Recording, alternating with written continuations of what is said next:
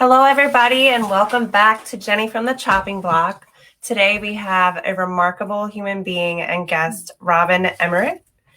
And Robin is the founder of the Beauty and the Mess. And Robin, I would just love for you to share what that means to you and how you came up with this beautiful movement that you started. Yes, thank you so much. It's such an honor to be here. And it was honestly just a series of events that unfolded. I was traveling through Italy and I was in Florence at a costume museum. And I was like going through this museum. I actually technically didn't expect to be so amazed by the beauty of every little piece in there. I was really taken away. And there was this little gold, it's almost like a pin of a male and female figure, like the muscular and female, femininity outlines. And for some reason, I had this idea looking at that beauty that I wanted to take my art, which you can see in the paintings behind me. I'm an abstract artist. Unbelievable. I wanted to take my art and do something more with it. And I thought, how amazing would that be to create some kind of clothing? And I had the idea, and then of course it went, right? Like most ideas, we have this hit, and then it just kind of like goes out of our minds. And so a couple of years later, I had joined Fabletics, which is Kate Hudson's athleisure line. And I was like literally living in leggings at this point. I was getting them every month, wearing these outfits, and I just loved them. And then I realized that I was running out of patterns to wear. And there was so much black, right? There was so much like just black, white, gray, no color leggings. And they actually did have some beautiful color pieces that I would get every single thing of. Everyone that came up, I was getting them. And then I thought, what if I took my art and made my own leggings? It's amazing. And yeah, it of course seemed like a dream in that moment. But I was led to a manufacturer that was like, literally, it's one of the top manufacturers in the world for intimates and athleisure. They took me on to attempt to see if we could get this art onto leggings. It took 9 months. Wow. And over, the period of the next year, Beauty and the Mess was born. And I really created it from a place of one step at a time with a desire and message for women to inspire passion over perfection. Because each little piece was this, idea along the way that over time turned into something really beautiful. And I discovered that, it's just in that chaos of life that when we're really living by our passions and really following those steps, that our life unfolds in ways that we kind of can't really imagine. That's beautiful, yeah. Yeah. So since then, I've continued to come out with new prints and new concepts and just kind of evolve the brand. I'm still a huge part of Fabletics. I love the line. I love living in my athleisure and the comfort, and I've just found a way to create the beauty and the comfort. Oh my gosh, I can't wait to get my hands on here. Thank you. They're really fun. And, there's obviously days that we want to be in our, incognito clothing. And then there's also days that we want to be more bold and expressive and colorful. And, I think the contrast and dynamics are fun. Absolutely. And it's a way to express yourself. And that's a great point. And that you were able to incorporate your art with fashion I mean, that's like a double whammy right there. Yes. It was a really beautiful experience. And then the manufacturer that I was working with, they really took a gamble with me as a new designer. And I was actually able to give back to them and help them to create a platform for other new designers to walk them through the process that I'd gone through and kind of give back for taking a risk on me. Wow. That's funny how that works. I feel like that's a common theme sometimes, Yeah. especially if it was like a little hard for you and then you want to kind of light the path for others. Yep. So that kind of leads into my next question, because you are a transformational coach. Mm-hmm. And can you tell us a little, it's been 10 years that you've been doing that? Yeah. So I've been in practice for 10 years. To be honest, it happened the same way. I'd say about 15 years ago, I had worked my way up the corporate ladder. And I, had just followed this path of doing everything that I thought I should do. And I spent, I guess close to 10 years working my way up the corporate ladder to running a healthcare staffing company. And I started to ask the questions of, there's got to be more. Like, what am I doing? There's got to be more than this. And it wasn't that I was necessarily unfulfilled, yet something inside me knew that there could be more fulfillment. And I didn't know what that was. So it actually took a series of events, including a car accident, an attempted break into my apartment, and these events that unfolded that drove a massive amount of fear into me, that led me to all the work I'm doing now, which is uncovering where that fear is stored in the body and what past experiences they go back to, and release those blocks that are holding us back from what we most desire.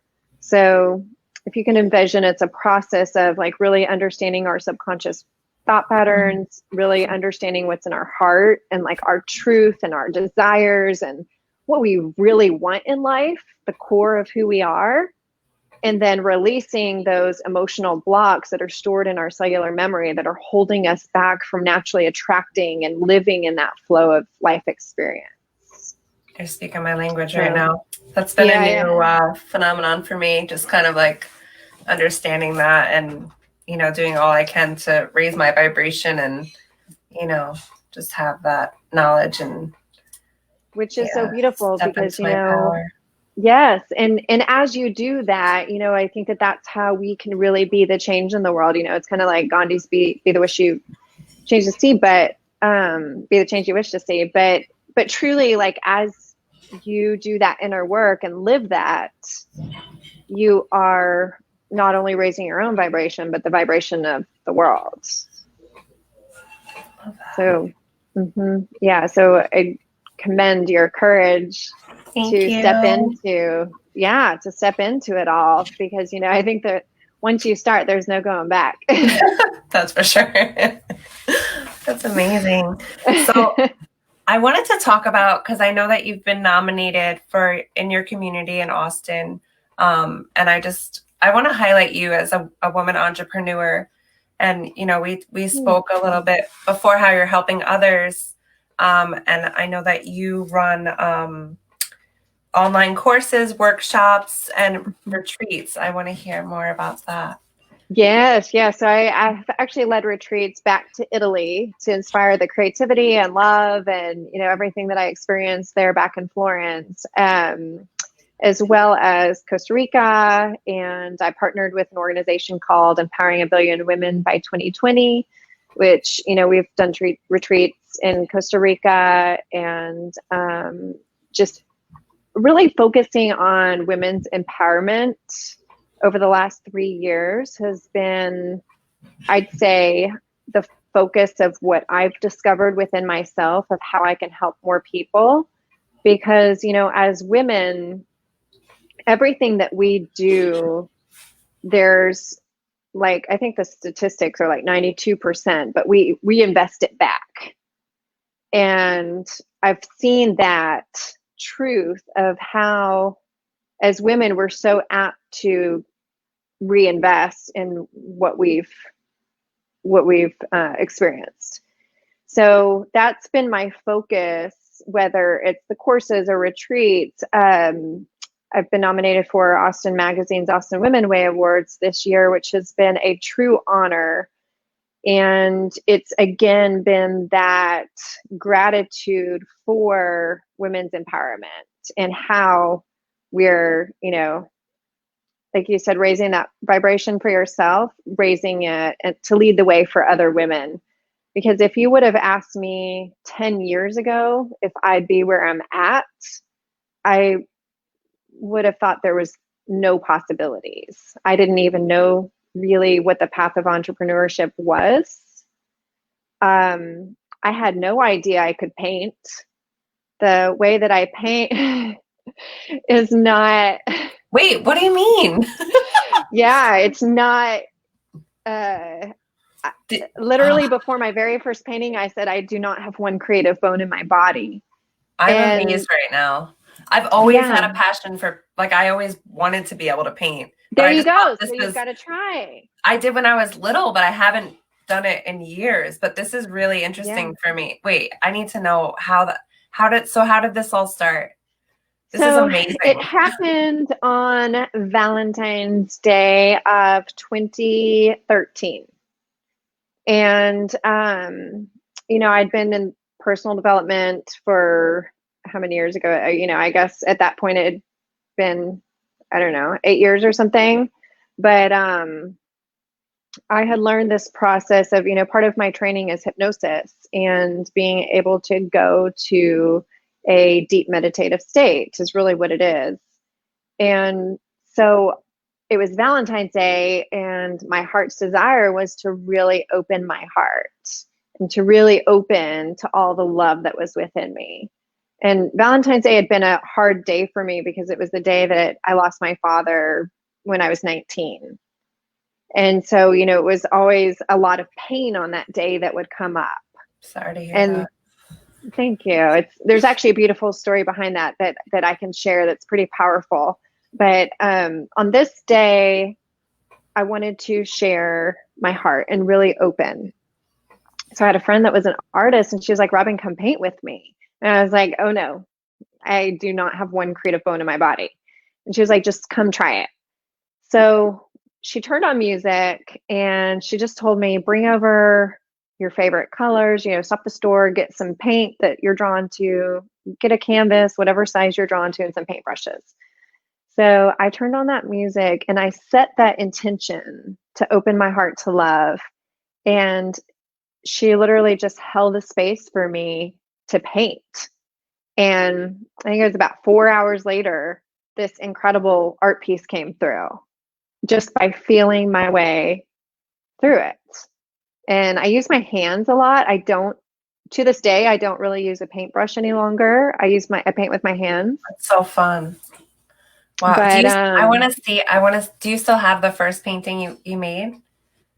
I do. I want to see it. I wonder if I can show it to you here on my phone. Let me see. So it's been very interesting because I've discovered that we all truly have an artist within. We all have it. And I'm no different than anyone else. I believe that. Let's see if you can see this. Can you see that? Oh, I love the colors. It almost looks like lilies. It's beautiful. Do you have what you were thinking about when you made that, or you just went with it? I was just opening my heart. That was it.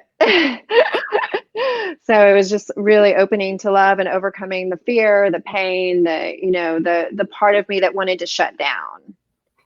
And so since then, I've realized how, although we may go through a painful event, it does not define who we are.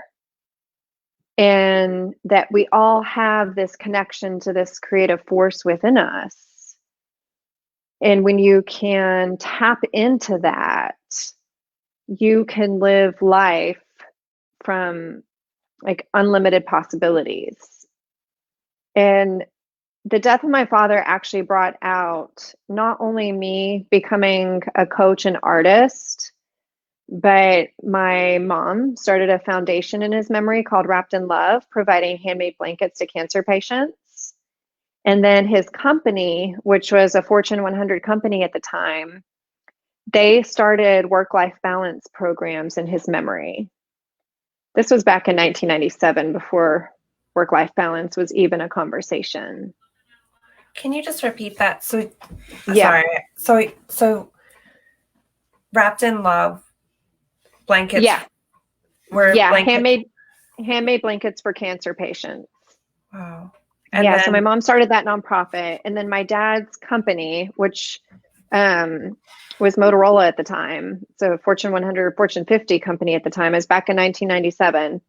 They started work-life balance programs in his memory. Wow. And it took 3 people to replace his one position at the company. So that like shows the amount of stress that position carried, and they turned his office into a conference room for work-life balance conversations. Chills. That's like, yeah. Wow. Yeah. Unfortunately, it only lasted until September 11th happened, and then the budget for that went out the window, but it was, I'd say, about a good 3 years, right? 1997, I don't know, 97 to when the year 9/11 happened. But it changed so many different aspects in the world that it really, now recently, I see how everything is always connected, and how the pain can lead to purpose, and that our life can be turned into a legacy. And we may know it, we may not, right? Like my dad, did not have the opportunity to get to see the legacy he left behind. So it's, been a part of my mission to really tap into what am I here for, and what can I give, and what can I leave behind, and really live from that place, from a place of like beauty and love and optimism and hope, rather than the pain, the fear, the stress, the overwhelm. When I was in the corporate world, I was doing the job of 3 people. At the time we had BlackBerries, I couldn't leave my office without my BlackBerry attached to my hip. I couldn't take a vacation without, having that BlackBerry. And I'd probably be on it half of the vacation time. So it's really learning to see how we're living our lives and how we're choosing to be in each moment. Thank you so much for sharing that. That's just like, there's so much value in everything that you shared, and just the impact that his life left. And, I am sorry for your loss, but just the beauty that came out of who he was. I don't know him, but he changed the world. Yeah, thank you. It's, I think surreal at times, yet also something that I take, very much to heart, and I think that a lot of the success I have in my practice is from that place of truth, and knowing that at the end of the day, we only have today. And I think that like this pandemic right now is also showing us that. I actually lost one of my clients yesterday, and it was devastating to see, a man in his 30s with 3 kids, and, how fast things can change. Mm-hmm. Yet that's also the gift of seeing from a different place of, he has 3 kids he's brought into this world, right? And, he's left a massive imprint here in our Austin community. So it's really seeing the beauty of everything rather than the pain. And I believe that that's a daily journey, right? We have to really program ourselves to see that. Absolutely. Because our humanness wants to stay in our minds and in the logical, rational state. Old brain. Yeah, it's all about perspective, and just, I mean, I always try to look at the good, the silver linings sometimes, or the good in the situation, because I feel like there's no point. It's not going to serve us if we harbor on the negatives. I'm sorry to hear that. Yeah. And it's also allowing ourselves to be gentle with ourselves when we are caught up in the busyness or the negativity or the day, because that contrast can show us where we may still need healing, or it can show us more of what we desire, right? Because anything we're seeing that we don't want can actually be turned into, oh, I'm seeing this because I actually want this. So it's just kind of like shifting a lot of these different pieces to see differently. Wow. So can you say like maybe one of your biggest takeaways or one of your best like moments with a client that you coach that just like reminded you like this was your mission, this is your purpose? Oh my gosh, there's so many. That's a great question. You know, I think that one I continually to see in women is, as women, or at least myself and a lot of the women I work with, there's a pattern of taking responsibility, and it's too much responsibility to the point where we take it for other people.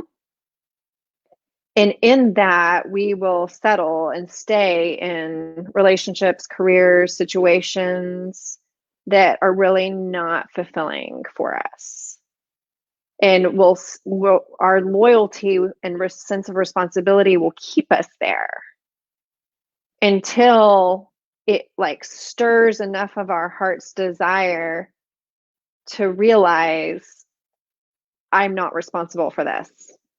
Right? So like whatever it is, like whether it's in work, if you're taking on the job of 3 people or versus 1, or in a relationship, if you're taking responsibility for that person and not allowing them to rise up to their own growth, it's this pattern of thinking that we're caring and doing good, yet we're sacrificing ourselves and our happiness and not really receiving what we most desire.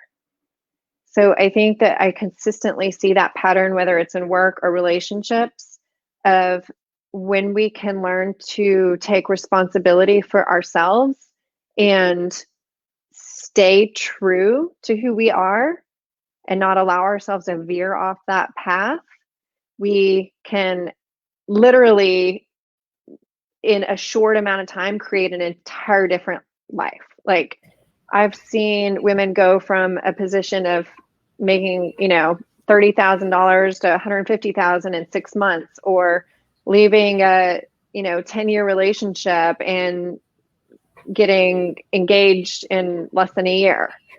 I've seen massive changes from shifting that pattern. Wow. It's remarkable. Yeah. Everything you're saying is like so resonating with me. I'm like, oh my gosh. Because we're all human. Yeah. I'm starting to step out of that, working 3 jobs or working even one of the 3 and somehow winding up doing, the job of 3. And I'm like, how do I even wind up in this situation? And it's boundaries. It's because I'm allowing it. Yeah. Right. And boundaries is it's a tricky thing, because yes, it's boundaries, but I think that boundaries can be from a place of either like clarity and this is who I am and what I want, and I'm not going to settle, or it can be from a place of almost like unconsciously attempting to force things into your way of being, right? Like some of the teachings on boundaries out there are not very heartfelt, right? They're like, you have to set this boundary, right? Whereas really, there's actually a much more natural method of it, is when you have the clarity and when you have that like conviction in yourself, you're naturally attracting less of it. Beautiful. Does that make sense? Absolutely, 100%. So it's not about like this masculine. I think that's one of the I'd say if there's like two things I'm passionate about what's like kind of is a trendy thing is boundaries and the whole like building your empire thing. Like the whole, check the box of single, in a relationship with myself, building my empire. It's like, in theory, that sounds great, yet we learn and grow through relationships. Absolutely. So you can think that you're, focusing on your work and building this empire, yet as soon as you're in a relationship, all that stuff's going to come right back up, right? There's like, I don't believe that we're meant to compartmentalize our lives in that way. That's really interesting. Yeah, that's like a lot of food for thought for me. I'm grateful for you tonight. The compartmentalization. Yeah, it's true. It's like moving this plant out of the way. I can see this shadow, or maybe that's from behind me. I don't know. But, it's like, I think that it's very easy to start paying attention to how really we're almost like hypnotized by so much of society. Mm-hmm. Right? And until we start really paying attention of what's going into our minds. Absolutely. That was my first step. Yeah. Yeah, because it's so subtle, right? And, it's very easy to get behind, even with like some of the women's empowerment, it's so easy to get behind some of these trendy sayings that are fun, yet they're not authentic and real. They're not like realistic. They go against the nature of life and almost like setting people up for disappointment. Uh-oh. Like what? Can you give an example?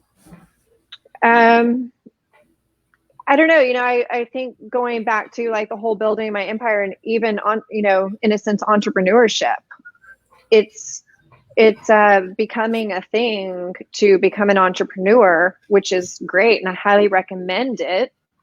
And also it's like not being in not being caught up with the fantasy of entrepreneurship and what that entails, which is like a laptop and a beach, right? It's, entrepreneurship it's no different than a relationship. It's a personal path to growth. And you're going to be faced with every part of you and every ounce of the saboteur archetype, in a sense, within you, and be forced to overcome that. That's the most gorgeous example I've ever heard. Thank you for that. I'm going to like clip that and play it. It's true. And, I tend to enjoy I enjoy personal development so much, and I enjoy creativity and pushing myself and, really discovering the potentials within me. And I've also, really had to learn how to flow with the ups and downs. And I think that the ups and downs aren't talked about enough. And, it's like you look at someone, like I've been on this journey for 10 years now, and, I'm just getting clear and I'd say really effective in how I can most help people, right? It takes time. It's not overnight. Sure, I was helping people from day one, right? Those, that doesn't change any of it. It's just that we grow and evolve and learn, and it's a daily journey rather than a to B journey. 100%. Yeah. Sometimes I look back and I'm like, I think of like the growth, and I'm just like, if you think about it, like it's really like one step at a time. Like if you think about all you've accomplished, and you're like, wow, how did I do that? Or how did I get through that? And then you're like, because like what you're saying, it's every day you made the choice. Yeah, every day. And there's some days, it's interesting. I think that my journey with entrepreneurship has been very counterintuitive because there's days when I'll have a full to-do list of things that need to get done, and I'll just wake up and I'm like, I can't do it today. And the more that I listen to that and the more that I follow my own rhythm, the more success I see. Wow, that's a beautiful distinction. Yeah. And, I think, it's the masculine part of us that can get caught up in the drive and the to-dos and the. Somebody said, make a to-don't list. I forget who said, it was like either Scott Harris or Joseph McClendon. One of them. That. Imagine make a to-do not list. Yeah, I love that. And Ariana Huffington actually said something similar. Gosh, I think she said it maybe like 5 years ago on Super Soul Sunday, Oprah's Super Soul. I remember the moment I heard it, I was like, oh my gosh, thank you. Because she said, taking something off your to-do list is doing it, right? It's like when you're pulling it off, like you've done it. That should literally be like every to-do list. The last one should be now take one off. Yeah. Yeah. So I started living by that, and I was like, okay, the things that like I know I'm really not going to get around to, like they're coming off. And I've just always, and I don't remember her exact language on that, but I remember in my mind, I'm like, oh my gosh, thank you. And, another incredibly inspiring female entrepreneur is Sarah Blakely. And I don't know if you're at Tony Robbins Business Mastery. Were you there in January? Okay. No. So I was there in this January, and Sarah Blakely spoke, and she talked about how her journey with Spanx was one step at a time, basically, and she didn't have all of the knowledge, which is how I was in building Beauty and the Mess. I had no idea what it took to manufacture a design. I mean, I literally designed every aspect of my legging, and I designed it how I wanted my clothing to fit, which is, I have the waist like very, where it just like barely sits on your waist so that it's not squeezing you, right? And like leaving marks on your stomach. And then it's like very like shiny, luxurious material that also like shapes your butt. So I designed it how I want to wear it. No idea what I was doing, but I every step along the way, and that's what she talked about in her story, which I thought was so inspiring. She came from this like very feminine flow of doing one step at a time. Like her mom actually like drew her design for her patent, and her mom's an artist. And I think she actually recently shared that on Instagram with the drawing. But, it's like, there's a flow to things. And I think that sometimes we think we have to know it all and do it all this way. Yet, like you just said, and even like we talked about in the beginning of how I had like one idea and then it went away and came back, and I just took little steps at a time. When we do that, that's when we allow the unimaginable to happen, right? It's like, that's when we're in a flow with like our destiny in a sense. And we're not fated. I just want to ask, like, so I understand, like, you had an idea and you saw it and then you had a vision and you acted on it. But like you said, we have these thoughts and these ideas, and then sometimes they pass us by. What do you think this one was for you? Like, was it a feeling? Was it just like something bigger? Like, I think that if I would have dug deeper into it of why the idea just kind of passed me by, was because it seemed like a dream, right? It's like, here I am in Florence, Italy, in a costume museum looking at this like gorgeous art. And maybe it inspired while you. I had that idea, it truly inspired me, and it gave me inspiration for the idea. Yet while I had the idea, I didn't receive every step of it, right? Like I just had like, oh, what if I could put my art on the clothing? And yet I had no idea how to do that. I didn't know what I had, like there was just no other information. And I think that there's something really fascinating that I've seen about ideas. There will be, like, let's say you get an idea to write a book and you have this great idea. You're like, I'm going to do this. And then you don't. Well, that like next year, you may see someone else with that same exact idea, right? Mm-hmm. And it's like those ideas will get placed and you have the choice to follow it or not. And sometimes we do, sometimes we don't. That one, I think it just felt like a dream. I had no idea of how to make that happen, or even I think at that time a desire to make it happen just because it just seemed like fun. But then when I actually had the need, which was when I started like realizing I really want more expressive clothing, like I mean, don't get me wrong, I still love to live in a black legging, and I do. There's definitely those days where, I just want to. I don't mean to interrupt. Yeah, no, you're great. That need, I think everybody, it's really interesting because I've been connecting.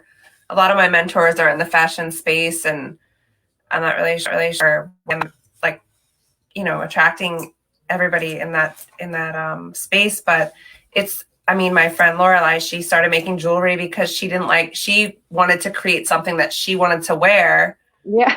Sarah, and it didn't exist. Or Sarah, she made her Spanx because it didn't exist, and she didn't exist.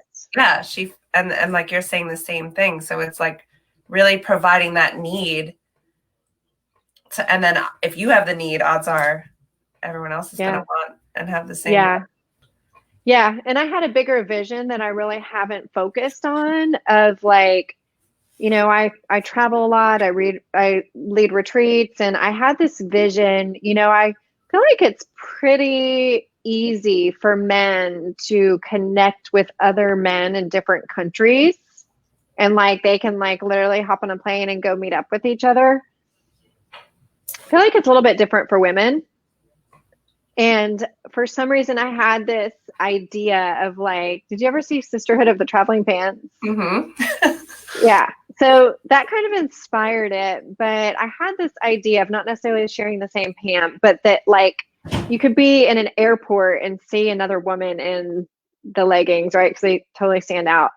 But you could like see that woman and you're like, that's my sister. Like, that's my like-minded That's beautiful. sister, That's and like almost like just organically connecting people around the world. Like I see like little stars all over the world in my eyes. Not in my eyes, but when I see a vision of it, I see little stars all over a world map of all these different women that have these like-minded energies. I love that so much. That's gorgeous. And I love that international, that's a big part of this too. I just love that connection with everybody. Yeah, the connection. Mm-hmm. And, being able to visually see it, because I think that's the power of art, is art gives that inspiration that you can't define, right? It's like you see art and it just kind of affects you. Big time. So, yeah, so it was an idea I had, and yeah, we'll see where it goes. Can't wait. Can't wait. Yeah. But, that's also the other piece of it is I think that things always happen in perfect timing. Because had I attempted to design something earlier, when I actually came to the point of designing my leggings, I was consulting for Empowering a Billion Women by 2020. And Ingrid Vandervelt, who's the founder, connected me to my manufacturer, which I mentioned is like the world's top manufacturer in intimates and athleisure. And they took me on basically as a favor.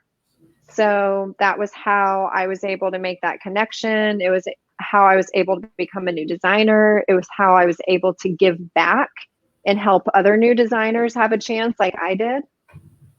And I don't think that any of those events would have necessarily unfolded, or at least not in that way, if it would have been a different time. And I think that's always the beauty of timing, is that everything truly does happen at the perfect time. Mm-hmm. And we are, if we listen, we are placed, mm-hmm. With these inspirational ideas that if we choose to follow can lead us down a particular path.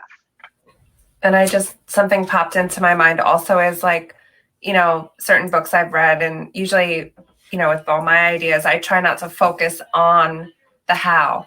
Yeah. You focus on the why, and then things kind of like, I'm sure you've never imagined for that to fall into place the way that it did. Yeah. Yeah. But it yeah, did. No, I didn't. And I was surprised to find out, like, when I first designed the pant and I was looking for a manufacturer, I was shocked to see that you couldn't get, an order of less than like 5,000 pants. Whoa. I was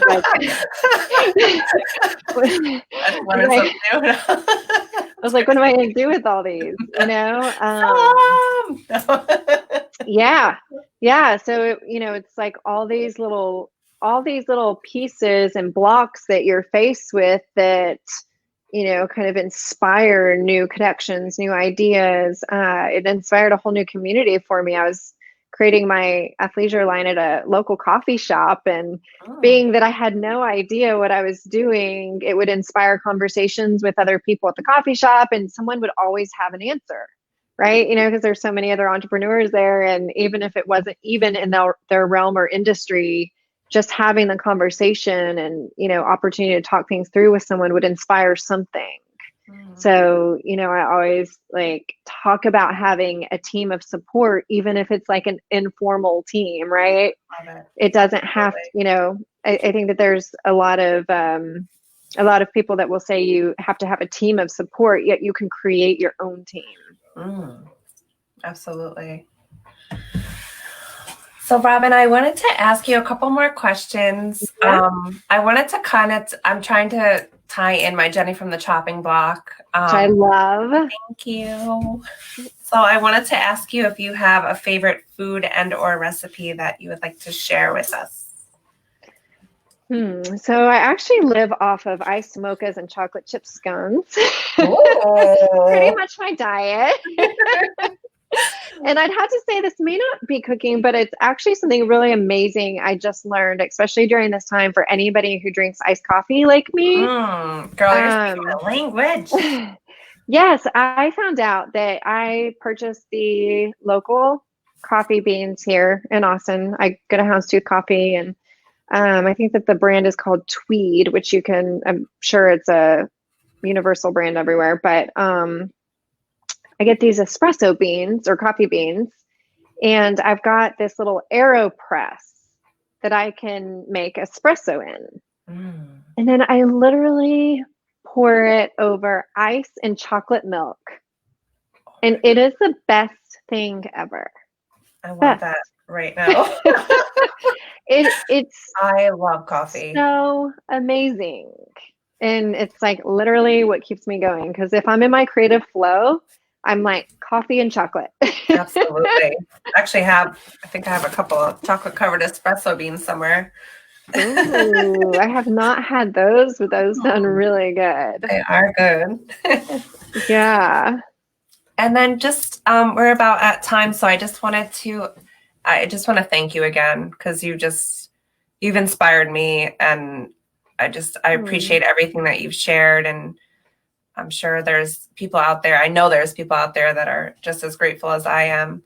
And I just wanted to ask you one more question regarding, this unique time in history, and maybe if there's something that helped you get through it, or if you have anything you want to share that's on your heart, just to close us off here tonight. Yeah. I think the biggest thing is, so when I graduated college, it was actually the year 2000, which I don't know if you remember, but that was like the digital apocalypse. Like that was when, I graduated college at a time that, while it was not 2008 or what we're experiencing in 2020, it was still at a time when there was a lot of fear around, just in general around making it on your own, right? When you graduate college, that's like your independence and, beginning to really live who you are in the world. And, looking back, I recently was writing an article about it and realized how I didn't know it at the time, but really, in a sense, I settled. I just took like that first job that came my way. While it was definitely a great fit, and overall, I mean, it truly was a great fit, there was a part of me that was not conscious of how I was taking that first thing, right?